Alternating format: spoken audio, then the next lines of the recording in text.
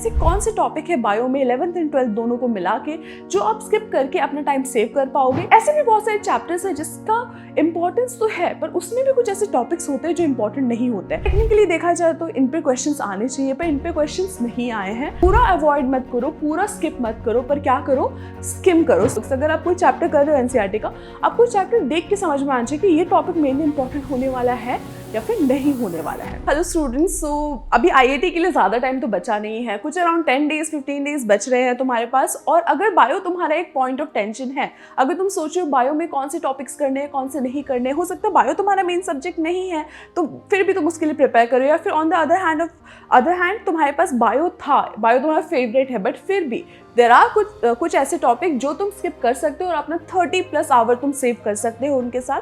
तो आज की वीडियो में हम वही देखने वाले हैं। हम ये समझेंगे कि ऐसे कौन से टॉपिक है बायो में 11th एंड 12th दोनों को मिला के जो आप स्किप करके अपना टाइम सेव कर पाओगे। रिमेंबर, ये जो एनालिसिस है प्रीवियस ईयर क्वेश्चन के बेसिस पे है, मैं ऐसा कुछ क्लेम नहीं कर रही हूँ, इनसे कभी क्वेश्चन आ ही नहीं सकते, बट ये लो यील्ड टॉपिक्स है, इसमें एफर्ट बहुत ज़्यादा है और इसका यील्ड अभी तक तो बहुत कम रहा है। तो अगर you have to place your bets, अगर आपको सोचना है कि कोई चीज़ चूज़ करनी है, कोई चीज़ स्किप करनी है, तो आप इस एनालिसिस को यूज़ कर सकते हो। देखो, एक चीज़ समझते हैं कि आईआईटी का जो पूरा एग्जाम है इसमें मैंने क्या किया, लास्ट 6 ईयर के क्वेश्चंस एनालाइज किए, उससे भी ज़्यादा कि एक्चुअली पैटर्न जो है रिपीट होता है, बट 6 ईयर के बेसिस पे ये डेटा है। ओवरऑल 90 क्वेश्चन हमने देखे हैं एंड उसमें से उन 90 क्वेश्चन में ऐसे 9 चैप्टर्स है जिसमें से एक भी क्वेश्चन नहीं आया है। ऐसे चैप्टर्स है जिसमें बच्चे इतना टाइम स्पेंड कर देते हैं, इतनी एनर्जी लगाते हैं। रिमेंबर, बायो एक बहुत ही मेमोरी इंटेंसिव टॉपिक है, ऐसी चीज़ है जिसको आपको याद करने के लिए बहुत एफर्ट लगाना पड़ता है। और जब आप इतना सारा एफर्ट लगाते हो और एंड में आपको रिजल्ट ही नहीं आता है तो फिर बहुत डिसहार्टनिंग लग सकता है। तो मैं आपका ये जो टाइम है, ये जो एनर्जी है, वो सेव करने का ट्राई करूँगी इस वीडियो के थ्रू। तो आप इसको अच्छे से देखो, इसको अच्छे से समझो और आप भी फिर एनालाइज कर पाओगे एग्जैक्टली। ऐसे भी बहुत सारे चैप्टर्स हैं जिसका इंपॉर्टेंस तो है पर उसमें भी कुछ ऐसे टॉपिक्स होते हैं जो इंपॉर्टेंट नहीं होते हैं। तो ऐसा नहीं है कि फॉर एग्जांपल इवोल्यूशन इंपॉर्टेंट है, बट इवोल्यूशन क्या पूरा इंपॉर्टेंट है कि आपको सारे फैक्ट्स याद रखने की जरूरत है? The answer is no. तो वो हम देखेंगे कि कैसे समझे कि कौन सा टॉपिक है इंपॉर्टेंट आईआईटी के पर्सपेक्टिव से और किस टाइप के क्वेश्चंस आईआईटी पूछता नहीं है। तो let's look at this properly.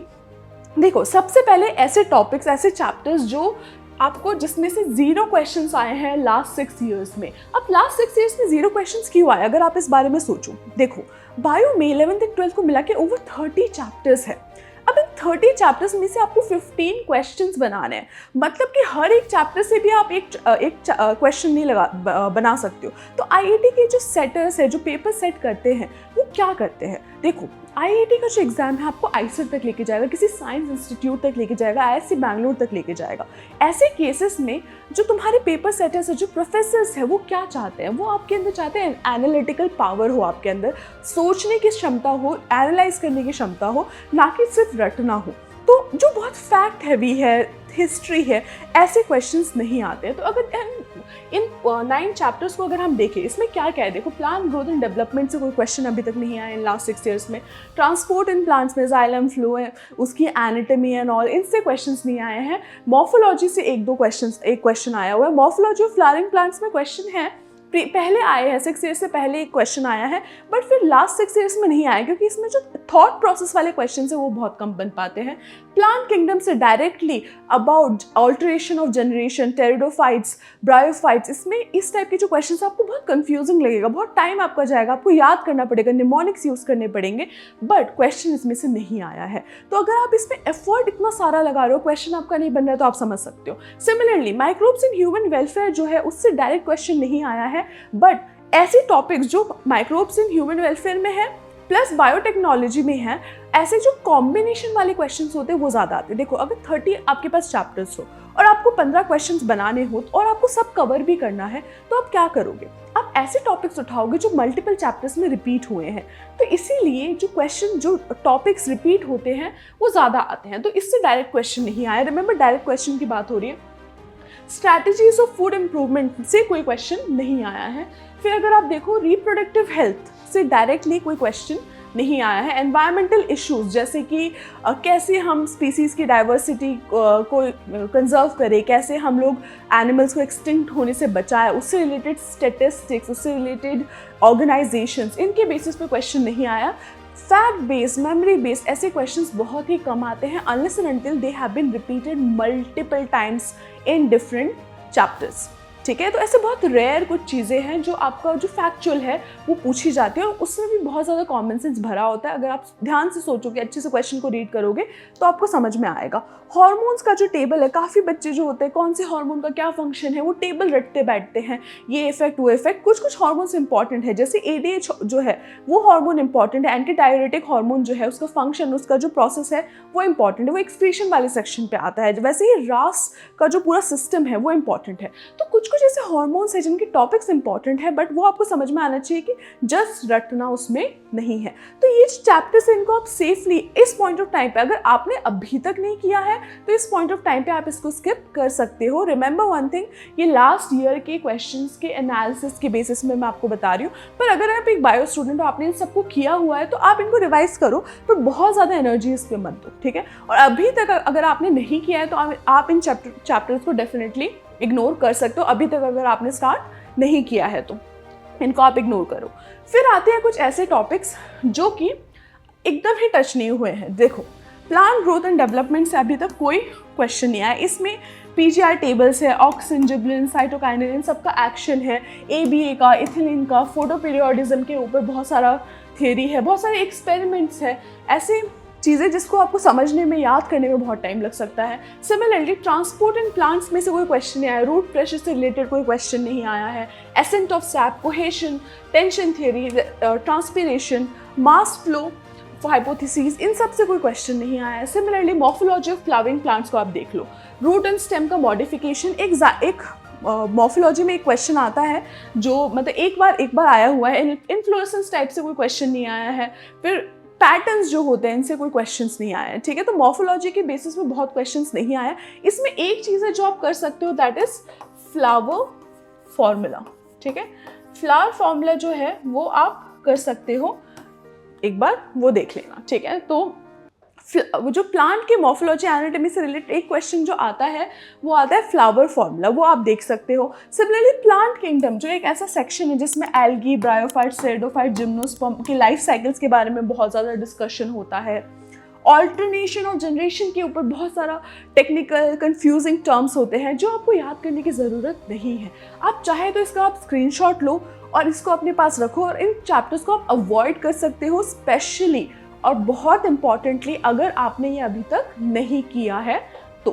फिर आते हैं नेक्स्ट चीज़ पे। अब ये ऐसे चैप्टर्स हैं जो फिर से IIT जो है वो अवॉइड करता है। ये अप्लाइड बायोलॉजी टाइप के चैप्टर्स है। अप्लाइड बायोलॉजी का मतलब कि बायोलॉजिकल जो अंडरस्टैंडिंग है उसको हम रियल लाइफ ह्यूमन यूजर्स के लिए अप्लाई करें। टेक्निकली देखा जाए तो इन पे क्वेश्चंस आने चाहिए, पर इन पे क्वेश्चंस नहीं आए हैं, अभी तक तो नहीं आए। जैसे माइक्रोब्स इन ह्यूमन वेलफेयर में sewage treatment, BOD, biogas, methanogens, इन पे क्वेश्चंस नहीं आए, डायरेक्ट क्वेश्चंस नहीं आए हैं। स्ट्रैटेजीज ऑफ फूड प्रोडक्शन जैसे एनिमल हस्बेंड्री हो गया, इस टाइप के क्वेश्चंस नहीं आते। अब ये टॉपिक नहीं है, this is not really a chapter as such any more, but इस टाइप के जो टॉपिक्स हैं वो नहीं आए हैं। फिर अगर आप देखो एनवायरमेंटल इश्यूज से रिलेटेड क्वेश्चन, कैसे एयर एंड वाटर पोल्यूशन को कम कर सकते हैं, ग्रीन हाउस गैसेस क्या होते हैं, डिफॉरेस्टेशन का इफेक्ट क्या होता है, इस टाइप के क्वेश्चंस नहीं आए हैं। फिर रिप्रोडक्टिव हेल्थ में कॉन्ट्रासेप्टिव मेथड्स, फिर उसके बाद STDs, different ways of basically IVF जैसे ऐसे मेथड जिसके थ्रू प्रेगनेंसी हो सकती है, असिस्टेड प्रेगनेंसी हो सकती है, इनसे भी रिलेटेड कोई क्वेश्चन अभी तक नहीं आए। तो इन टॉपिक्स को भी आप क्या कर सकते हो, स्किप कर सकते हो। ये टॉपिक स्पेसिफिकली क्या है, डिस्क्रिप्टिव है नेचर में, सोशियो पॉलिटिकल है, नीट स्टाइल के हैं, तो नीट में आते हैं इससे रिलेटेड क्वेश्चंस। IIT में इससे रिलेटेड क्वेश्चंस आज तक तो नहीं आए, एंड सेफ होगा कहना कि मोस्टली नहीं आएंगे। देखो, पैटर्न कभी भी ब्रेक हो सकता है, बट मैं अभी किसकी बात करूँ, अगर आपको ये पहले से आता है आप एक बार रिवाइज ज़रूर करो, बट आप कितना एनर्जी इस पे स्पेंड करोगे वो आप डिसाइड कर सकते हो इसके बेसिस पे कि अभी तक तो नहीं आया। और दूसरा, अगर आपने किया ही नहीं है बायो तो आप इन सबको, अभी टाइम तो है नहीं, तो आप इनको अवॉइड कर सकते हो। फिर आते हैं हम ऐसी चीज़ पे जो कि काइंड ऑफ आ सकते हैं बट आपको स्पेसिफिक रहना पड़ेगा। फॉर एग्जाम्पल, हार्मोन और उनका जो टारगेट बेस्ड एक्शन है, ऐसे बहुत सारे टेबल्स हैं जो तुम्हारे NCERT में दिए हुए हैं। अगर तुम हर एक टेबल NCERT का करोगे और हर एक लाइन को याद करने की कोशिश करोगे तो बहुत ज़्यादा इन्फॉर्मेशन हो सकती है, तो आप ऐसी चीज़ों को स्किप कर सकते हो। तो source target action related questions hormone के बेसिस पे नहीं आते, बट क्या आता है, एंटी डायरेटिक हार्मोन, उसका जो इफेक्ट है ऑन ऑस्मोरेगुलेशन, वाटर रीअब्जॉर्प्शन में क्या होता है उसका इफेक्ट, ये आ चुका है।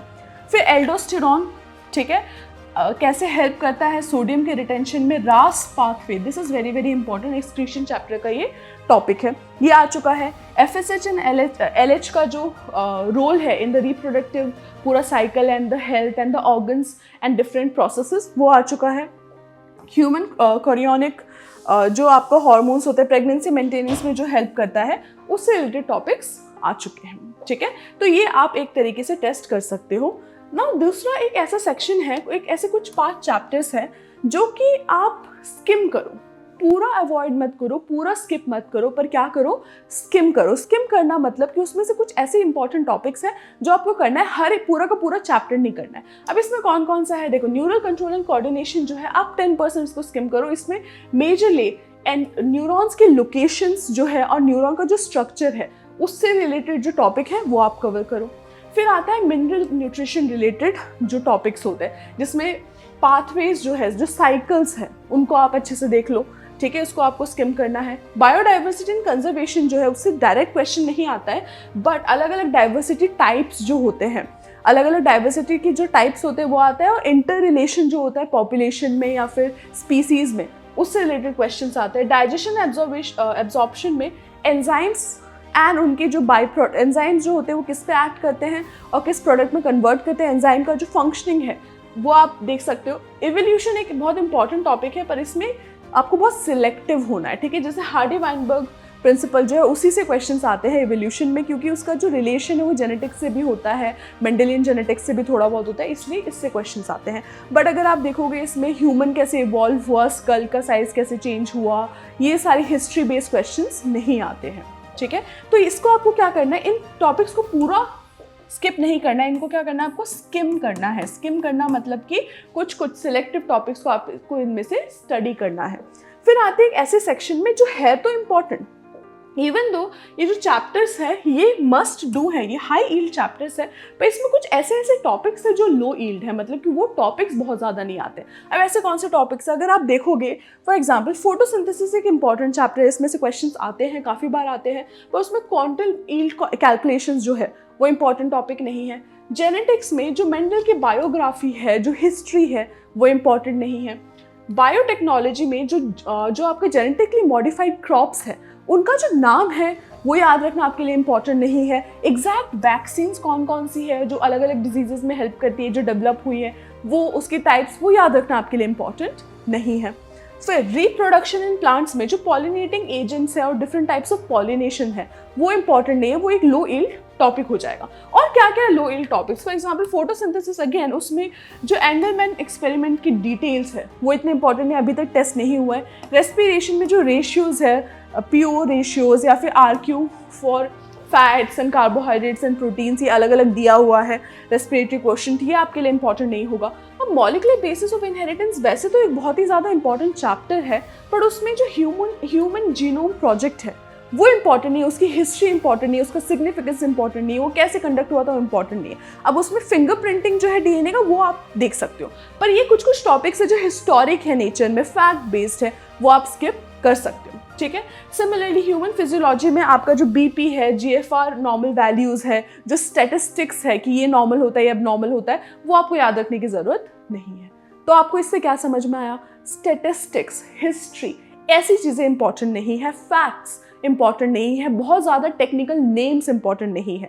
कोई भी अगर बायोलॉजिकल टर्म है जिसको ब्रेक करके किसी प्रोसेस में वो इन्वॉल्व है वो आपको देखना है, but statistics, numbers, history, facts वो आपको क्या करना है, अवॉइड करना है। स्पेशली अगर आपने बायो पूरी कंप्लीट नहीं की है तो आप अपना जो एनर्जी है उसमें अगर आप नहीं दोगे तो you will save valuable time. बहुत इंपॉर्टेंट जो आपका टाइम है वो सेव हो सकता है। टेबल ऑफ फैक्ट्स IIT कभी नहीं पूछता, ठीक है। लॉन्ग एग्जाम्पल का जो पूरा लिस्ट है IIT नहीं पूछता।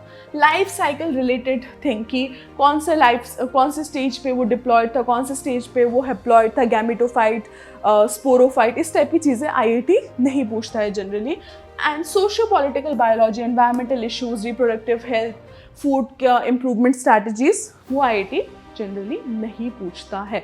तो आपको ये इंपॉर्टेंट है खुद से समझना कि किस किस टाइप के टॉपिक्स, अगर आप कोई चैप्टर कर रहे हो एनसीईआरटी का, आपको चैप्टर देख के समझ में आना चाहिए कि ये टॉपिक मेरे लिए इंपॉर्टेंट होने वाला है या फिर नहीं होने वाला है, ठीक है। एंड एक और चीज़ ये समझ लो कि अगर आपको और अच्छे से एनालाइज करना है तो क्लास पे का जो मॉक है वो भी अभी डिस्काउंटेड प्राइस में अवेलेबल है। जब आप कोई भी चैप्टर कंप्लीट करते हो और उसका चैप्टर वाइज मॉक करते हो तो उससे आपको समझ में आएगा कि किस टाइप के क्वेश्चन किसी भी गिवन चैप्टर से आते हैं। तो उसमें जो टॉपिक्स है, फॉर एग्जांपल जो हमारे पास चैप्टर वाइज मॉक है, 85 चैप्टर वाइज मॉक है, इसमें क्या होगा कि अगर आपने एक चैप्टर कंप्लीट किया फिर जाके चैप्टर वाइज मॉक दिया और अगर उसमें आपके अच्छे मार्क्स आ रहे हैं, मतलब आपको प्रिपरेशन क्या है राइट डायरेक्शन में है, फिर आप चैप्टर में जो चैप्टर वाइज मॉक है उसमें वो कौन से टॉपिक से आए वो भी देख सकते हो, ताकि आपको समझ में आए कि आप करेक्ट डायरेक्शन में सोच रहे हो कि नहीं। फिर आप PYQs को भी ट्राई कर सकते हो। मैं बोलूँगी 1 या 2 PYQ आप एंड के लिए रखिए, जब आपका प्रिपरेशन पूरा हो उसके बाद आप करिएगा। एंड फिर आपके पास 20 फुल लेंथ मॉक तो है ही। मॉक कैसे एनालाइज करना है, अपना जो मार्क्स है कैसे इंप्रूव करना है, वो वीडियो मैंने ऑलरेडी डाली है। उससे रिलेटेड अगर आपके पास कोई क्वेश्चन है तो आप प्लीज़ कमेंट बॉक्स में डालिए। अगर अभी तक आपको वीडियो हेल्पफुल लग रहा है तो please like the video so that it spreads and it also motivates me to make this kind of videos कि आपको हेल्प हो, आपको इन्फॉर्मेशन मिले। ऐसे वीडियोज़ बनाने में ये मुझे हेल्प करता है, तो आप प्लीज़ इसको लाइक कीजिए वीडियो को। और दूसरी चीज़, जो मॉक है इसमें आपके पास वीडियो सोल्यूशन भी है एंड काफ़ी 80% डिस्काउंट पे ये चल रहा है अभी, क्योंकि एग्जाम काफ़ी क्लोज है। जिन भी बच्चों को ज़रूरत है वो ये ले पाए, इसलिए आप जाके इसको क्लास पे की वेबसाइट में जाके आप परचेज कर सकते हो और कोई भी अगर प्रॉब्लम हो तो आप हमें कॉल भी कर सकते हो।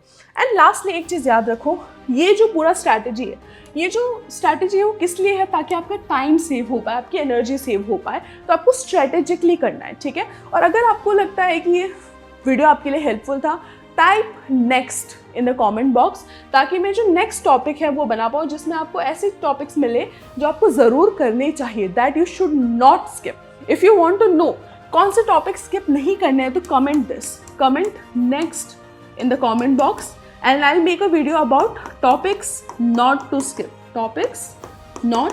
स्किप, मतलब ऐसे हाई इल टॉपिक्स जो आपको किसी भी हालत में स्किप नहीं करना है। टॉपिक की बात कर रही हूँ, चैप्टर की बात नहीं कर रही हूँ, जो आपको डेफिनेटली रिवाइज करके जाना है एग्जाम से पहले। And subscribe to the channel ताकि वो वीडियो जब आए तो आपको पता चले। एंड इवेंचुअली इसको आप सेव करके रखिए, इसके जो PPT है उसके जो स्क्रीनशॉट्स है आप ले लीजिए ताकि आपको समझ में आए ये कौन कौन से टॉपिक्स आपको मिस करने हैं, बट पैटर्न डेफिनेटली समझिए and keep that in mind and your preparation will be in the right direction and you will save a lot of time. So I'll see you in the next one. Do comment next if you want the next video to be on the high yield topics, and all the best. Keep studying.